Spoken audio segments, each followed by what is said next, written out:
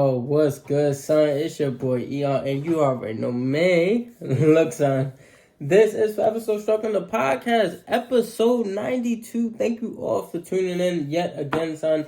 But today, I really got something special for you. I really think that we need to really zero in and focus on support and resistance. So that is what we're going to cover today, right? I want to walk you through what a support is, and I also want to walk you through what a resistance is. So stay tuned, son, and let's get it. So first things first, let's look at, some price action, and we're going to spot a support. So here, I'm actually going to talk to you about more than just support, but here's support, right? A lot of people typically will say, oh, this is support right here because it touched a line, more than 2 times, right? 1, 2, 3. We have 3 touches on the line. 4, 5, 6, 7. We have 7, 8, interactions with this line right here, right? With this price action line. And for resistance, somebody may say, oh, well, this could be resistance because price action, around this price, and this price got beat down. Or somebody may say, oh, up here, because this is like a double top, right? So whichever one you decide to use is up to you. But let me tell you how I identify and how I utilize my support and resistance, right? First things first, I look for areas of excitement. When you're trying to identify the support and you're trying to identify the resistance, you really want to look for areas where price action couldn't exist, right? So here, price action really couldn't exist. Price action couldn't exist. Price action couldn't exist. Price action couldn't exist, right? And, in addition here, right? Oh, let me redo that. In addition here.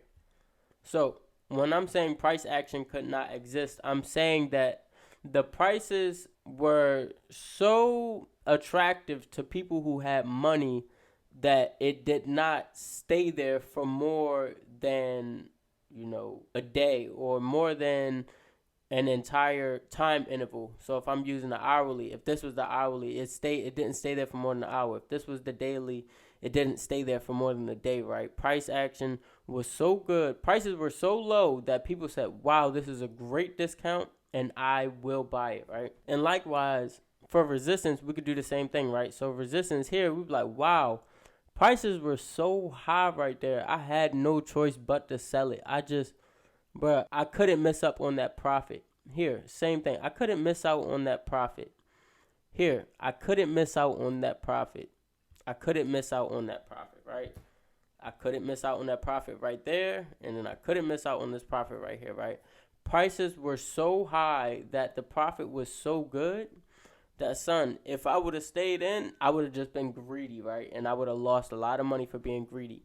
That's how I identify support and resistance. Mind you, if you want to just have it as one line, of course you're going to draw something relevant, right? You're going to draw something around for resistance.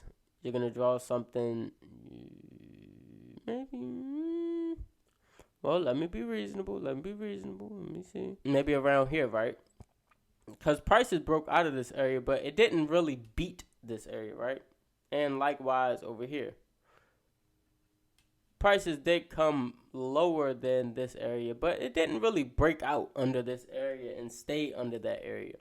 So this is where I would draw my support and resistance. As far as a trade, right? After you have identified your support and your resistance, what do you do next? Next, you go straight forward and say, look, if I understand that price action up here has an excitement to sell and price action down here has an excitement to buy, or not has, but creates an excitement to sell or creates an excitement to buy, why am I not buying the excitement and selling the excitement, right, son? So these are basic trades, son. I could easily buy anywhere here. So I can easily buy, let me actually get this tool. So I can buy anywhere in this area, and I can sell anywhere in this area. So I would just say this is a sell and this is a buy. So that looks terrible. All right, so this is a buy, right? And this is a sell.